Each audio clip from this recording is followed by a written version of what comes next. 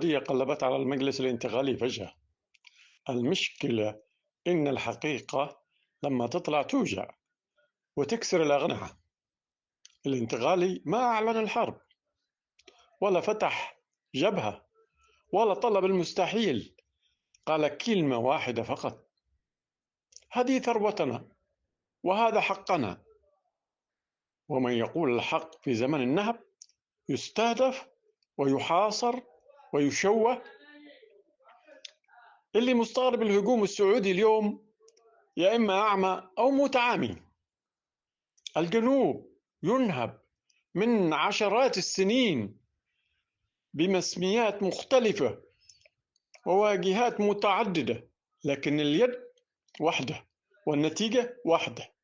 جنوب فقير جالس فوق بحر من الثروات، ويطلع لك واحد يقول: إيش تبي السعودية من نفطكم وهي عندها نفط غنية؟ هذا سؤال ساذج. النفط مش عدد براميل، النفط نفوذ، النفط سيطرة وخنق سياسي واقتصادي. اللي يملك قرار النفط يملك قرار السياسة ويملك رقبة الشعوب. حضرموت تستنزف ليل نهار، نفط يطلع ولا مشاريع ولا تنمية ولا خدمات ولا رواتب ولا احترام لأهل الأرض. فقر يزيد وثروة تهرب. هذا مش شراكة، هذه سرقة موصوفة.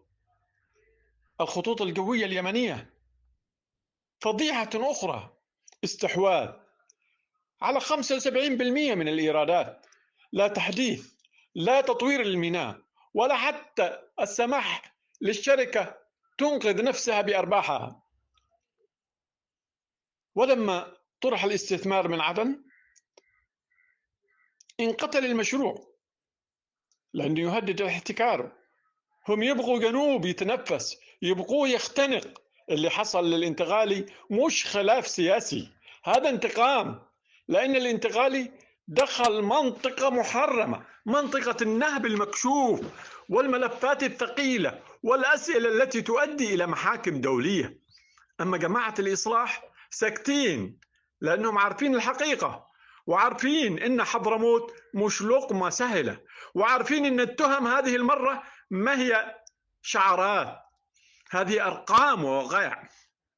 راقبوا الإعلام السعودي، تزوير، شيطنة، حملة ممنهجة، لأن اللي انكشف أكبر من شرعية منتهية الصلاحية وأكبر من بيانات فارغة. لو الانتقالي ساوم، لو سكت، لو قبل الفتات، كان اليوم محمول على الرؤوس، لكن قال: هذه ثروتنا. انقلبوا عليه وشدوا أنيابهم وضربوه وضربوا الإمارات معاه. اتهموا الإمارات إنها أخذت عدن وشبه وسقطرة، لكن الواقع صفعة خرجت نظيفة، لا ميناء، لا نفط، ولا حتى مسمار، وتركت الأرض لأهلها. وهنا انكشفت الحقيقة كاملة.